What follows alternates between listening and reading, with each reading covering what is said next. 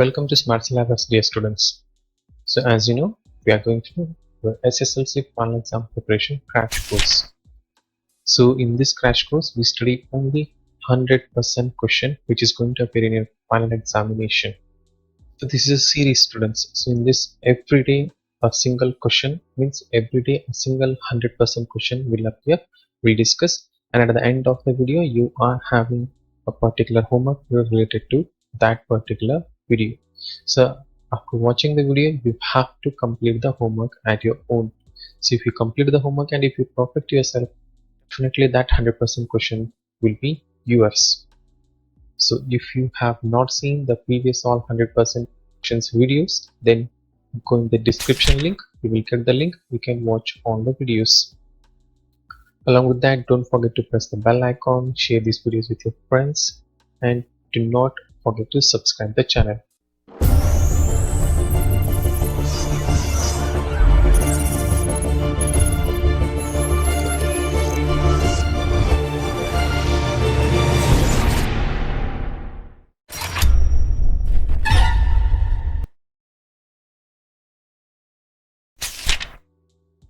So as you all know, students, in the previous 3 videos related to this series, we have discussed about real numbers. Not only 3 videos, we discussed in the last 4 videos about the real numbers.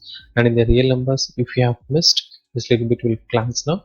So we have stated there 4 points. First one is express the following number as a product of its prime factor. So this is a 100% question. Apart from that, even we discussed about calculating HCF and LCM of a given number. Then EDA, Euclid's division algorithm. So using Euclid's division algorithm, how to calculate HCF, even that we discussed in our series. So if you have not seen, you can check those videos in the link in the description part. And the last one, proving the given number as a irrational number. So how to prove a given number as an irrational number, discussed in previous video. So there are 2 types of irrational numbers. One is a binomial and one more is the monomial. And how to prove both in the form of irrational number we discussed. So if you missed those videos, then you have to go in the description link. Then you can find those videos in the description link. Today, dear students, we'll start with one more new topic for this crash course, and that is nothing but of linear equations in 2 variables. So when it's a very important topic, dear students, even under this topic we can find some 100% questions which are going to appear in your SSLC final examination. Now let's find out how many marks are there from this topic and which all are the important questions. Okay, students, pair of linear equations in 2 variables. So from this topic you're going to get 7 to 8 marks will be asked. So remember, 7 to 8 marks from this single topic. So it's a very important topic. But out of 7 to 8 marks, every 7 to 8 marks is not 100% question. Some questions are fluctuating here and there. But there are 2 important questions out of this. So totally almost nearly equal to 6 marks question is a 100% question from this topic. Let's check it out. Which are the questions now? First one, solving the equation by any method. This is 100% question, students. So there are few methods to solve a given equation, but in exam they will not ask you solve a particular equation or a particular pair of linear equation with particular method only. You can solve those equations by any method. So here in this video we are going to discuss about all those methods. Whichever method you like or you feel easy, you can follow that method in your final examination. And one more 100% question, not 100%, it's 1000% question. It's nothing but the graph. So solving pair of linear equations with the help of the graph is a 100% question. So solving equation by any method, almost it is 2 marks. Solving equation by graphical method, it's 4 marks. So 2 plus 4, almost 6 marks out of the 7 and 8 marks is 100%. So you have to study remaining 1 or 2 marks here and there. So that will be asked either 1 mark or 2 mark, one more sum from this topic because it's a big topic. So some verbal problems chances are there of solving, of asking from this topic. So we are going to finalize 6 marks and that to 100% question. Before moving into this topic, there are certain points that we have to understand. Means even these points are very important for the final examination. So if you know a little bit about these points, even that may help for you to write 1 or 2 marks. So let's move into that now. So as you know, from this topic 7 to 8 marks will be asked. These students, so in this part a pair of lines, so here you can see 3 examples are there, and we have to write whether these lines are, in the sense these two pair of lines, as you know these are linear equations. So when you draw the graph of every line, definitely that will be a straight line, so it's a linear equation. So we have to compare these lines in different ways, means whether these two lines are intersecting or they are coinciding. Intersecting in the sense like this, or they are coinciding, one line exactly on the second line, or whether they are parallel lines side by side exactly like the track of the train. So what is the nature of these lines, as well as algebraic interpretation may be asked in your exam. So in the sense, after solving a particular pair of equations, what will be the solution, whether unique, whether infinite, whether there is no solution for these equations, that all also even may be asked in your final examination for 1 or 2 marks. So without drawing the graph and without doing particular calculation, how to find the nature of these lines now? Here is a solution, students. Here x, y, and there is a constant. So whatever the coefficient with the x, that's called a1. Whatever the coefficient with the y, that's called b1. And whatever this, you have to take this number on the other side of the equal sign, then that's a c1. Similarly here it's a2 is 3, b2 is 4, and c2 is -20. So what you have to do is find out a1 upon a2, and b1 upon b2, then c1 upon c2. So here 3 examples are the example 1, 2, and 3. So once you find out a1 upon a2, b1 upon b2, c1 upon c2, start comparing them. If the first condition, students, if the a1 upon a2 and b1 upon b2, if they are not equal, as you can see here, it's 1 upon 3, it's -2 upon 4. If they are not equal, then in the graphical representation, those two lines are intersecting lines, means they meet one another like this.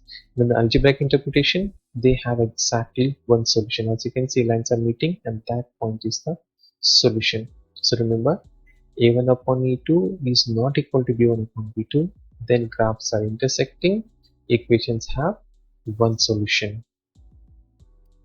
Now the second example. So after finding a1 upon a2, b1 upon b2, c1 upon c2 ratios, if you find all three ratios are equal, as you can see here, it's 2 ones are 2 twos are 3 ones are 3 twos are, minus minus cancel, 9 ones are 9 twos are. So every value is half, so it's 1 upon 2. So all three ratios are equal. It means if you find a1 upon a2 equal to b1 upon b2 equal to c1 upon c2, then the lines are coinciding, in the sense one line that exactly the second line comes, and the solution is infinitely many solutions. So it may be asked for you in the either in the 1 mark question or else in the MCQ category. So if two pair of linear equations have infinite many solutions, then what's the condition? So this is the condition. I think it is clear now. Now the third type. After finding the ratios of the coefficients, if we come to know the first two coefficients are equal and the third coefficient is not equal, then those two lines are parallel. Means first two are equal, third one is not equal. You can see here 1 upon 2, 1 upon 2. But here 4 ones are 4 threes, it's 1 upon 3. So 1 upon 2 is equal to 1 upon 2, but these are not equal to 1 upon 3. That's why they are parallel lines, and even in the algebraic form, they do not have solution. So this part is very important, students. So you must know this much. If first two ratios are not equal, lines are intersecting and have only one solution. If all three ratios are equal, they are coincident and many solutions. If only first two are equal and the third one is not equal, lines are parallel and no solution. I think it is clear now, right? So this is also very important in this topic. Okay, now moving into the main part of this topic now, solving pair of linear equations by any method. By any method in the sense, students, there are usually three methods are there. Let's check out which are the three methods now. Now solving an equation by any method. Okay, the first method, so we can solve the equation by three methods, students. The first method is, yeah, it's a substitution method. So by this method, two examples will solve, and at the end of the video you are also having a homework. Once you solve the homework, you can continue about this method. The second method, it's elimination method. So even elimination method also is very important. And the final one is cross multiplication method. So these are the three methods which we use for solving a particular equation. Today, dear students, we'll concentrate only on substitution method. So for substitution method, we'll solve two examples, and after that you are having homework. Okay, let's move into that part now. Students, the question is solve the following pair of linear equations, and it's by substitution method. So here is the example. A is equal to 7x minus 15y, that's equal to 2, and x plus 2y, that's equal to 3.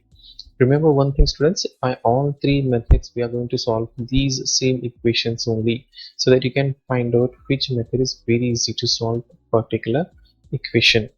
Okay, the solution part. First, copy down both the equations. 7x minus 15y, that's equal to 2, call it as 1.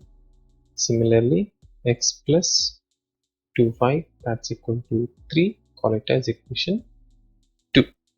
Okay, now this is a substitution method. In the sense, what we have to do is either from equation 1 or from equation 2 get the value of x or y, whichever is easy for you. As you can see here in the equation 1, x and y have some coefficients, but in the equation 2 only y is having coefficient, whereas x is not having the coefficient. So use this equation now. From equation 2 we can write x equal to now. So equation 2, x is equal to, send the 2y on the other side, but already there is 3, so we get minus 2y. So x is equal to minus 2y, call it as equation 3 now. Now substitute the value of x in equation. So remember, don't substitute again the value of x in the equation 2 itself. You have to substitute the value of equation x in equation 1. Okay, now 7 as it is. In place of x we have to write 3 minus 2y minus 15y as it is, as well as even this 2 as it is. So nothing to change, just the value of x we are substituting. So now continue the solution now. 7 into 3, it's 21. 7 into 2, it's 14y minus 15y, that's equal to 2. Now 21 as it is, minus 14 minus 15, both the numbers are having same sign, so we have to add them. 14 plus 15 is 29y, both having minus, so for the answer minus, that's equal to 2. Now send the 21 on the other side, so we have minus 29y, that's equal to 2. 21 when it comes on the other side it gets minus sign, so it's minus 21. So minus 29y is equal to 2 minus 21 is both having different signs, so subtract. In 21 if we subtract 2 we get 19. The greater number is 21, its sign is minus, so it's minus. If y is equal to, already here minus 19 is there, cross multiply this minus 29, so minus 29. Now minus minus gets cancelled, so we get y is equal to 19 upon 29. So this is the value of y. So this is the method, student, by substituting the value of x, getting the value of y, or else if we substitute the value of y, we'll get the value of x. So once we got the value of y now, so the remaining part is calculating the value of x. Now how to calculate that one? For that you have three options. Either you substitute the value of y in equation 1 or in equation 2 or in equation 3. So any of the equations you can select to find out the value of y. So what we do, we substitute this value of y in equation 2. Okay, now put y is equal to 19 upon 29 in equation 2. Okay, what is equation 2? X plus 2. Y is 19 upon 29. That's equal to 3. This is equation 2. Now simplify. X plus 2 and 29 we cannot divide. So what we do? 19 into 2 is we multiply. It's 38 upon 29. That's equal to 3. Then x is equal to 3 is there. Send 38 upon 29 on the other side. So it's a minus sign. Minus 38 upon 29. Now find out the LCM now. So x is equal to cross multiply 29 into 3 is 87 minus 38 upon 29 as it is. Now x is equal to 87 minus 38 is good. It's 49 upon 29 as it is. So this is the value of x. This is substitution method, students. In the sense, we use the given equations, equation 2 and equation 1, and from that whichever is easy, we'll get the value of x or the y. Substitute that in the other equation, go on solving, you will get one value. Using that value, again substituting any of the equation, you will get the second variable's value. So this is how we find out the linear equations or which are in two variables. So the solution we can find. So this is the method of substitution. I think it is clear now. So to make it more clear, one more example we consider, students, now. So let's move for that. So one more example. Solve the following pair of linear equation, and we are using substitution method. But remember, in exam they will not mention the method. You can solve these linear equations by any method. So B question, 10x plus 3y, that's equal to 75, and 6x minus 5y, that's equal to 11. Okay, first the solution part. Okay, write down the equation first. 10x plus 3y, that's equal to 75. Call it as equation 1. Similarly, 6x minus 5y, that's equal to 11. Call it as 2. Okay, to check which equation is looking a little bit easier for you. You can go for any equation. There is no condition that you have to go through one or you have to go through second equation. So use any equation to find the value of x or the y. Okay, we select here equation 2 from 2. Okay. From 2 we have 6x minus 5y is equal to 11. So we write it now. 6x, that's equal to 11 is already there. Then minus 5y on the other side, we get plus 5. Next, we want the value of x. So cross multiply this 6 now. So x is equal to 11 plus 5y, cross multiply 6. So upon 6. So x is equal to 11 plus 5y upon 6. Now this is equation 3 now. Now substitute the value of x, that is equation 3, in any one of this, but go for 1 only. Now put 3, that is equation 3, in 1. Okay, the first equation is 10. Here x is nothing but this all value, so that's 11 plus 5y upon 6. Okay, plus 3y, that's equal to 75. Okay, now if it is possible to divide these two numbers, we can go through that. So in 2 table 10 and 6 both are there. So 2 5s are, it's 2 3s are. Therefore the remaining terms are 5 into 11. Multiply this 5 with these inside numbers. 5 into 11, it's 55, minus 5 into 5, it's plus 5 into 5, 25 upon 3 as it is, plus 3y as it is, that's equal to 75 now. Now take the LCM of this 3 now. So taking the LCM in the sense multiplying this 3 for this number now. So we can write 55 plus 25y. 3 into 3 it's 9, so plus 9 5, the whole divided by 3, that's equal to 75. Now that implies 55 as it is plus 25y plus 9y, so it's 34y equal to, cross multiply this 3 with this 75 now. So 75 into 3 is 225. Next now, so we have 55 plus 34y is equal to 225. Send the 55 on the other side, so we get 34y, that's equal to 225 minus 55. So 34y is equal to 225 minus 55, it's 170. Now y is equal to, already there is 170, cross multiply 34, so we get 34.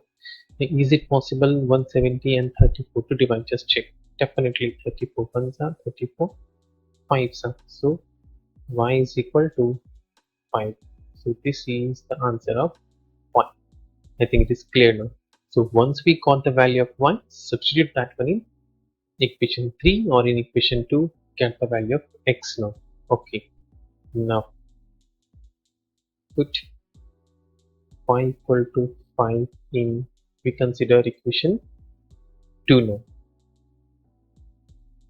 Okay, 6x as it is minus 5, so we have y here, but y is 5 now, that's equal to 11. So 6x minus 5 into 5, it's 25, that's equal to 11. So 6x is equal to 11 is there only, send the 25 on the other side, so we get plus 25. Therefore 6x is equal to 11 plus 25, it's 36.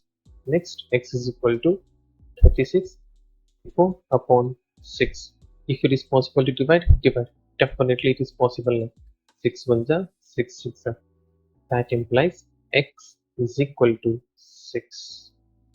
So don't forget to box answers, students, because if you highlight, it will be very easy for the examiner to find whether you solved correct or wrong.